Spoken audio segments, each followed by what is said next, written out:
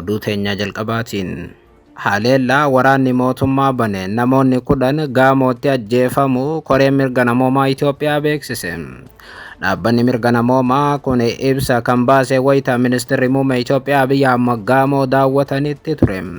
Bulchaan Itoophiyaa Abiy Ahmad immoo ajjechaa sanarratti deebii kennuu caalaa dhimma nyaataa irratti dubbatan. Wayita Abiy Ahmad kibba Itoophiyaa jiraniif ajjechaa kibba Itoophiyaatti raawwatame bal'inaan dhageessu. Oduu biraatiin Itoophiyaatti sareen maraatte namoota 3 ciniintee ajjeesuu hordofee sareen ganda guutuu ajjeefamaa jirti jedhame. Dhimmichi miidiyaalee idil addunyaa irratti ijoo dubbii yoo ta'u, dhaabbilee mirga bineensaaf falman yakkicha balaaleffataniiru. Ajjechaa namoota 3 saree 500 ol fixe bal'inaan dhageessu. Oduu itti aanuun immoo balaa ibiddaa godina Walloo Kaabaa aanaa Habruutti mudate manneen 50 oliif masjiidni tokko guutummaatti barbadaa'uun ibsame. Gabaasa guutuu qabna. Oduu teenya xumuraatiin immoo Ameerikaan waraana ishee Saudi Arabiyaa keessaa baasuudhaaf yaalaa jirti jedhame. Kun ammoo injifannoo Iraan akka mirkaneessu ibsame. Oduudhuma walqabateen immoo Iraaniif Ameerikaan marii Dohaatti ta'an xumuruun ibsameera. Kan itti aanu immoo sirna awwaalcha hoogganaa olaanaa Iraan booda itti fufuuf walii galaniiru.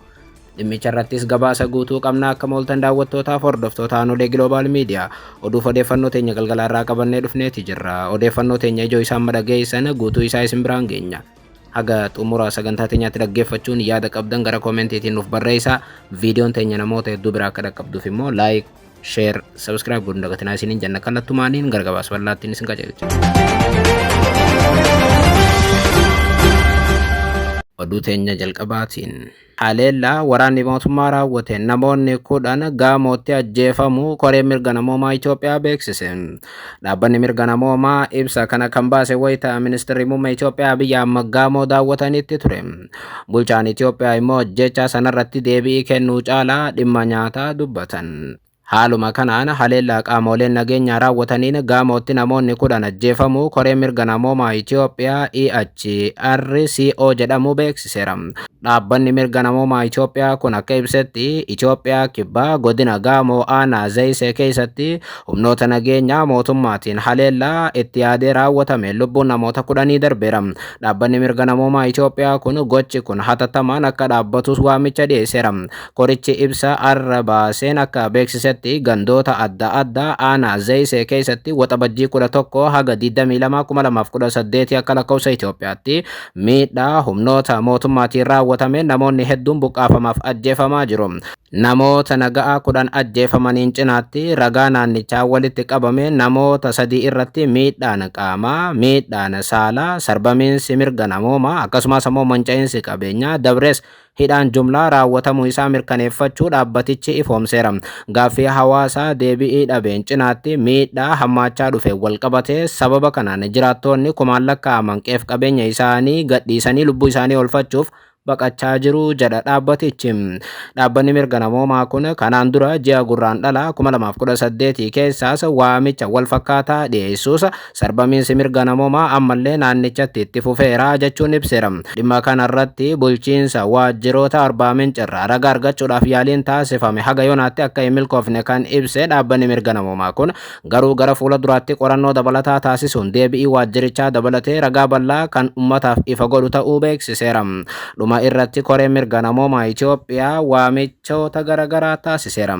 Isaan keessaa nageenya uummataa eeguu yoo ta'u, qaamni nageenyaa naannoo Itoophiyaa kibbaatiif godina Gaamoo itti gaafatamummaa nageenya namoota nagaa eeguu fi mirga namoomaa kabachiisuu isaanii akka ba'an, gama biraatiin qaamni nageenyaa namoota yakkaan barbaadaman to'annoo jala oolchanii seera duratti dhiyeessuu irratti akka xiyyeeffatan akkasumas immoo gaaffiiwwan naannichatti ka'an karaa seera qabeessaaf hawaasa hirmaachiseen tajaajila nagaatiin akka hiikaman, dhumarratti sarbamiinsi mirga namoomaa hawaasa Zayisee irratti raawwatamaa jiru hatattamaan akka dhaabbatu xiyyeeffannoon kennamee akka hojjetamu, miidhaa dhaqqabe irratti qorannoon ariifachiisaan godhame yakkamtoonni seera duratti akka dhiyaatan jabeessee gaafateera. dhaabbanni mirga namoomaa Itoophiyaa. Haleellaan kun kan jedhame wayita ministeerri muummee Itoophiyaa Abiyyi Ahmad har'a gaamoo daawwachaa oolanitti ture. Waraanni isaa nama nagaa ajjeesaa jiraachuu wayita dhaabbanni mirga namoomaa himatu bulchaan Itoophiyaa Abiyyi Ahmad dhimma biraa dubbatan. Abiyyi ibsa har'a achii kennaniin qulqullinni yoo jiraate fayyaanni jira, nyaanni yoo jiraate fayyaanni jira, sirni qindaa'aa yoo jiraates nageenyi ni jira jedhan. ንጽህና ካለ ጤና አለ፣ ምግብ ካለ ጤና አለ፣ ኦርደርሊ የሆነ ስርዓት ካለ ሰላም አለ። Bulchaan Itoophiyaa ibsa kennaniin hojiin misooma kooriidarii baadiyyaa hojjetame qonnaan bulaan naannawichaa jireenya fooyya'aa akka jiraatu taasisaa jedhan. Mootummaan bara darbe hojii misooma kooriidarii baadiyyaatiin naannoo adda addaatti manneen moodeela ijaaruu yaadachiisaniiru. Bara kana bakkeewwan hedduutti jiraattonni ofii isaaniitiin ijaaraa jiraachuu eeran. Nuti deeggarsa taasisuun ala baasiin guutummaan guututti qonnaan bultootaan uwwifamaa jiraas jedhan Abiyyi. Qonnaan bulaan kuduraaleef muduraalee, damma, qurxummii, lukkuuf galteewwan aannanii oomishuun fayyadamaa ta'aa jiraachuus ibsan. Qulqulliniif nyaanni yoo jiraate fayyaan ni jira kan jedhan Abiyyi dhimmoota kanaaf xiyyeeffannoo kennuun barbaachisaa ta'uu hubachiisan. Kooriidarii baadiyyaa yookaan mana bareechuun maal godha? Uummanni yoo ajjeefame mana bareede keessa eenyutu jiraata kan jedhu garuu bulchaan Itoophiyaa waan ibsaniin qaban. Oduu biraatiin Itoophiyaatti sareen maraatte nama 3 ciniintee ajjeesuu hordofee sareen ganda guutuu ajjeefamaa jirti jedhame. Dhimmichi miidiyaalee idil addunyaa irratti ijoo dubbii yoo ta'u dhaabbileen mirga bineensaaf falman yakkicha balaaleffataniiru. Haaluma kanaan jiraattonni magaalaa Itoophiyaa tokko erga sareen maraatte nama ciniintee ajjeeftee booda saroota isaanii dhibbootaan lakkaa'aman dirqamaan akka ajjeesan taasifamaa jiru jedhame. Jiddugala magaalaa Hosaayinaatti gareewwan hawaasaa humna qaban yookaan gaggeessitoonni hawaasaa jiraattonni saroota isaanii yoo ajjeesuu baatan akka adabamanii fi hidhaman erga beeksisanii booda jiraattonni saroota isaanii ajjeesaa jiru jedha BBC'n. Gareewwan hawaasaa humna qaban yookaan gaggeessitoonni hawaasaa kun ajaja kana kan dabarsan erga ijoolleen 3 harka sarootaatiin ciniinamanii du'anii fi namoota 80 biraa hospitaala namoonni 80 biraa kan sareedhaan ciniinaman hospitaala seenanii booda ta'uu kantiibaan magaalattii Saamu'eel Shigutee dubbataniiru jedha BBC'n. Namoonni taatee kana ijaan argan akka BBC'tti himanitti namoonni saree qaban tokko tokko saroota isaanii fannisuun yookaan reebanii ajjeesaniiru. Akka gabaasa kanaatti guyyoota muraasa darban keessatti saroonni 400 haga 450 ta'an ajjeefamaniiru jedha BBC'n afaan Ingiliffaa kan hordoftoota miliyoona 50 ol qabu gabaasa hojjeteen. Jiraattonni saroota isaanii hin ajjeesne qarshii Itoophiyaa 50,000 yookaan ammoo doolaara 300 akka adabaman sodaachifamaniiru kan jedhu BBC'n gabaasa galgala har'aa hojjete. Kanaan haalli naannoo sanaa ammallee baay'ee gaddisiisaadha jedheera. Kantiibaan magaalaa Hosaayinaa gochi kun seeraan alaaf bulchiinsa isaaniitiin kan hin ajajamne ta'us mirkaneessaniiru. Ajjeechaa amma saroota irratti raawwatamaa jiru keessaa mootummaan homaa akka harka hin qabnes mirkaneessaniiru jedha BBC'n. Magaalaa Hosaayinaa keessa saroonni 10,000 kan jiran yoo ta'u isaan keessaa 70 ol talaallii raabeesii kan fudhatanidha. Itoophiyaa keessatti saroota addabaabaa'ii bakka uummanni jirutti ajjeesuun yookaan bifa gara jabinaatiin akka dhiphatan gochuun seeraan nama gaafachiisa. Ajjeechaa saroota 500tiin booda amma bulchiinsi magaalaa Hosaayinaa poolisiin qorannoo akka godhu ajaja kan kenne yoo ta'u falmitoonni mirga bineensotaa ammoo namoonni gocha kana raawwatan seeraan akka gaafataman gaafachaa jiru jedha BBC'n. Yookaan ammoo namoonni saroota ajjeesan akka adabaman gaafachaa jiru jedheera. Akkuma beekamu dhukkuba saree maraatteen walqabatee namni sareen sun ciniinte carraan fayyuu nama sanaa baay'ee xiqqaa ture. Namni tokko yoo saree dhibee raabeesii yookaan dhukkuba maraatummaa saree qabduun ciniiname dhibichi sirna narvii yookaan narvii siistamii fi sammuu miidhuudhaan du'aaf nama saaxilama. Itoophiyaatti balaan saree maraatteen uumame jalqaba ta'uu baatus garuu sababa saree takkaatiin saroota guutuu ajjeesuun irra caalaatti oduu gaddisiisaa Itoophiyaatti amma dhaga'amedha. Oduu biraatiin balaa abiddaa godina Walloo kaabaa aanaa Habruutti mudateen manneen 50 oliif masjidni tokko guutummaatti barbadaa'uun ibsame. Haaluma kanaan naannoo Amaaraa godina Walloo kaabaa bulchiinsa aanaa Habruu ganda Duwwaa 23 Qajjimaa Gooxii Qassamaa jedhamutti balaa abiddaa tasa ka'een manneen jireenyaa 53 oliif masjidni tokko guutummaan guututti barbadaa'uun gabaafameera. Kominikeeshiniin aanaa Habruu ibsa kaleessa jechuun adoolessa takka baaseen ragaalee haga ammaatti argamaniin abbootii fi haadholii warraa 54 olii fi miseensonni maatii isaanii walumaa gala 163 ol ta'an balaa kana warra miidhaan irra gahe keessaatii jedheera. Koominikeeshinichi itti dabaluudhaan balaan kun kan ka'e daa'imman lama qorii margaa yookaan galabaa biratti abidda qabsiisanii utuu taphatanii abidda ka'e irraa ta'uu ibse. Manni maree bulchiinsa aanichaa hawaasa irratti balaa mudate ilaalchisee deeggarsa lammiidhaaf godhamuu qabu addaan baasuuf jecha itti aanaa bulchaa aanaa Habruutiif itti gaafatamaa biiroo bishaaniif inerjii obbo Tasfaayee Damlee akkasumas ammoo itti gaafatamaa siyaasaaf koominikeeshinii waajjira paartii badhaadhinaa damee aanichaa obbo Biraanuu Geetinnat gara bakka balaan sun mudatetti erguunis himameera. Ibsi beekuun akka eerutti hooggantoonni lamaan kun bakka balaan sun dhaqqabe gahuudhaan miidhaa ga'e daawwatanii miidhamtoota qaamaan wal arguudhaan miidhaa guddaa isaan mudatetti gaddaniiru jedheera. Dabalataanis miidhamtootaaf deeggarsa guyyaa irraa jalqabee tajaajila hawaasummaa dhaabbata qajeelchuuf akka danda'amuuf gareen teeknikaa miidhaa dhaqqabe sirriitti qorachuu danda'u hundeeffamee gara bakka sanaatti akka deemu taasifameera.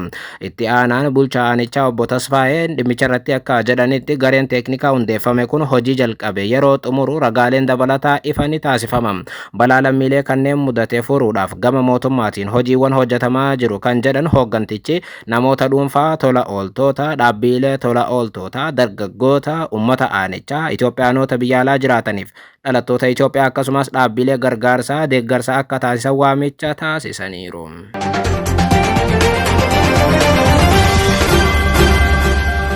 Oduu teenya xumuraatiin Ameerikaan waraana ishee Saawud Arabiyaa keessaa baasuudhaaf yaalaa jirti jedhame kun injifannoo Iraan akka mirkaneessu ibsame.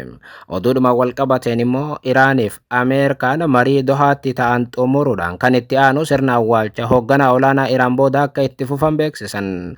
Haaluma kanaan Ameerikaan waraana ishee Saawud Arabiyaa keessa jiru hir'isuudhaaf yookaan ammoo humna waraanaa hagate Saawud Arabiyaa keessaa baastee gara bakka biraatti jijjiiruudhaaf yaadaa jiraachuu gaazexaan guddichi Ameerikaa Wall Street gabaa Aaroo baaseen beeksiseera. Ameerikaan tarkaanfii kana fudhachuudhaaf kan yaadaa jirtuuf muddama Waashingtaniif Riyaad jidduu jiru hordofeetii jedhameera. Gabaasni Wall Street argeera jedhe akka agarsiisutti xiyyaaronni waraanaa Ameerikaa 100 ol ta'an hulaan Hormuz banaa ta'e akka itti fufu gochuudhaaf buufataawwan waraanaaf dooniiwwan xiyyaaraa baha jiddu galeessaa keessaa ka'uun balali'aa turaniiru. Bobbiin kun Saawud Arabiyaa irraa gufuun hin eeggamin akka mudate gabaasni kun ibseera. Buufanni waraanaa Saawudiitti argamuu fi daangaan qilleensaa biyyattii bobbii kanaaf ga'ee guddaa kan qabu ta'ullee Riyaad garuu kanarratti Waashingtan tumsuudhaaf hayyamamtuu hin taane jedheera. Gaazexaan kun aangawoonni Ameerikaa dhimmicha itti dhiyeenyaan hordofan Wall Street Joornaaliif akka ibsanitti mormiin Saawud Arabiyaa Ameerikaan bobbii Operation Project Freedom jedhamu akka addaan kuttuuf dirqisiiseera. Opereeshiniin pirezidaanti Tiraamp ifa godhan kun dooniiwwan karaa ulaa Hormuz akka darban gargaaruuf kan kaayyeeffatee turedha. Ameerikaan opereeshinii kana kan addaan kutte qalbii lamatti qoodameen ture. Ameerikaan waraana Saawud Arabiyaa keessaa qabdu hir'isuudhaaf yookaan ammoo humna waraanaa hagate Saawud Arabiyaa keessaa baastee gara Israa'el yookaan ammoo gara Yordaanositti naanneessuudhaaf yaadu ishee gabaasni gaazexaan kun baasee ni ibsa. Dhimma kanarratti garuu murtee dhumaarra akka hin ga'amne gabaasichaatu mirkaneessa. Ameerikaan loltoota ishee baasuu murteessuun dura filannoowwan jiraatan akka ilaaltuus ibsameera. Aangawoonni Ameerikaa waa'ee dhimma kanaa wanti mirkaneessanis ta'e wanti waakkatan ammatti hin jiru ture. Ta'ullee garuu kun injifannoo Iraan ta'uu akka danda'u xiinxaltoonni idil-addunyaa ibsaa jiru. Iraan kaayyoon isii guddaan Ameerikaa waraana baha jiddu galeessaatti qabdu guutuu akka baaftudha. Oduudhuma walqabateen Iraaniif Ameerikaa marii Dohaatti ta'an xumuruun kan itti aanu sirna awwaalcha hoogganaa olaanaa Iraan booda itti fufuufi jedhame. Gabaasni bahe akka jedhutti Ameerikaaf Iraan marii Kaataar Dohaatti gaggeessaa turan xumuraniiru. Garuu wanti nageenya waaraa irra ga'u akeeku humaa hin jiru. Marii ergamtoonni Ameerikaa kanneen akka soddaa pirezidaant Tiraamp, Jaared Kushnerii fi Steve Witkoff Dohaatti guyyoota lamaaf gaggeessan kanarratti aangawoonni Iraan kallattiin akka hin hirmaanne ibsameera. Maddeen dhimma marii Ameerikaaf Iraan kanatti dhiyaatan dhimmi ulaa Hormuziif qabeenya Iraan gadhiisisuu qabxiiwwan ijoo irratti mari'atamaa turan keessaati. Dhimmoonni kunneen wayita torbee lama dura waliigaltee wal hubannoo mallattaa'u dhimmoota dursi kennamuufii qabu akka ta'an waliigalameera jedhame. Ministeerri Haajaa Alaa Kaataar mariin Dohaa kun xumuramuu ibsuudhaan mariin itti aanu ammoo sirni awwaalcha hoogganaa olaanaa Iraan Ayatollah Ali Khamenei adoolessa 9 raawwatee booda itti fufaa jedhan. Halkan gaarii.